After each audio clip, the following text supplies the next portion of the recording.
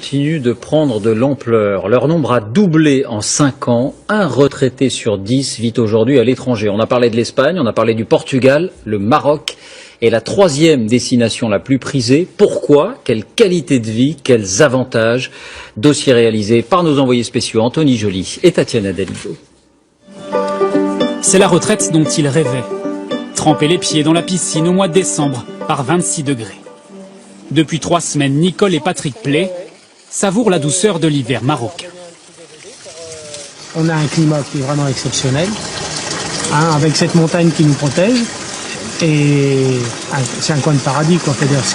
C'est notre récompense. Voilà, la récompense de toute une vie. Depuis 5 ans, le couple passe 6 mois de l'année dans ce camping près d'Agadir.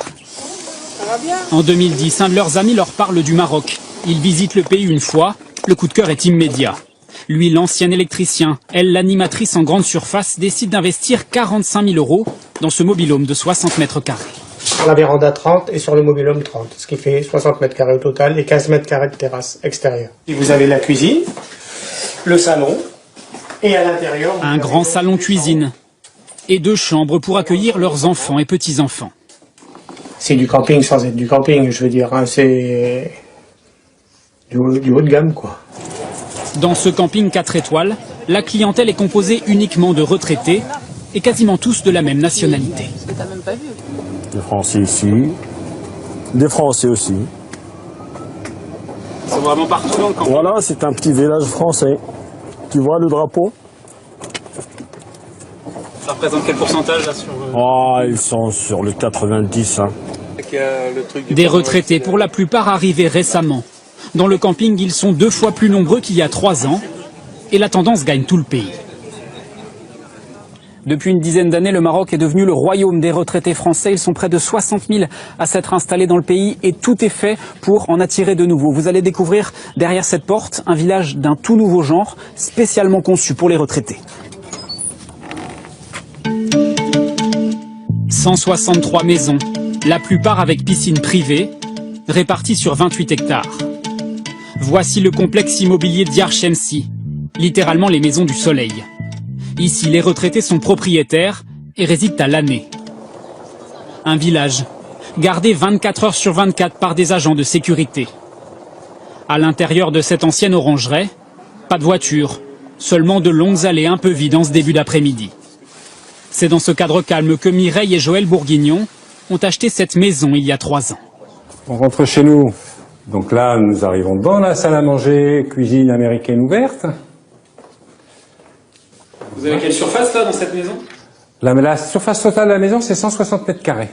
Surface à laquelle il faut rajouter ce jardin de 950 mètres carrés, avec piscine et vue sur les montagnes de l'Atlas. Ce qui a convaincu ces anciens employés de l'aviation d'investir au Maroc, c'est le prix de la maison, 300 000 €. C'est 3 fois moins qu'une villa équivalente dans le sud de la France. Vous auriez pu acheter une telle surface en France? Non. Honnêtement, non. Non, parce que acheter la surface en France, c'est bien, mais après, il faut vivre. Et quand on arrive à nos âges et qu'on va mettre 1 million dans quelque chose, il faut avoir ce million disponible, sinon ça veut dire que c'est reprendre des crédits jusqu'à quel âge? Ils ne se rendent désormais en France que quelques jours par an pour aller voir leurs enfants. Le mal du pays, ils ne le connaissent pas pour l'instant. On a la possibilité de remonter quand on veut en France. Je veux dire, il suffit de faire une réservation, un billet d'avion, 3 heures après on est à Paris. Comme nos 2 enfants sont sur Paris, c'est pas plus compliqué que ça, quoi.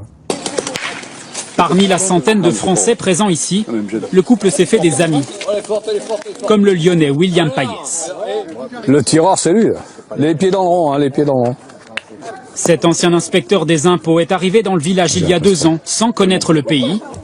Mais le fait que tout le monde parle français ici l'a rassuré. Ici, tu vas rencontrer des gens, tu vas les voir, tu vas toujours discuter. Que ce soit même avec les Marocains, les jardiniers, tu parles français. Et ça, c'est important, parce que tu es quand même dans un pays autre que le tien. Et des fois, la langue, ça manque aussi. William Payès l'assure, les retraités du village ne vivent pas qu'entre eux.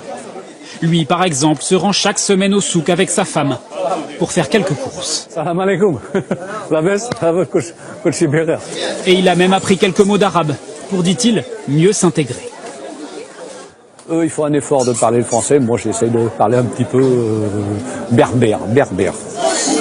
Aller au souk, c'est aussi profiter d'un autre avantage du Maroc, des prix défiant toute concurrence.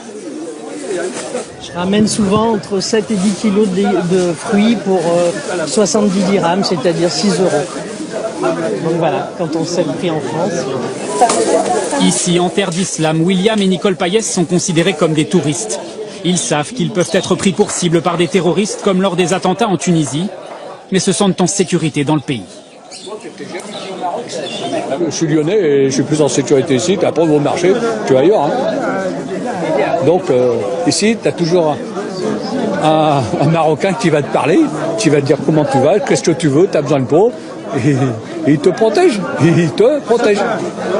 Ils se protègent eux, mais ils te protègent toi aussi. Et les Français, ils sont sympas ici? Oui, ils sont des frères. Hassan.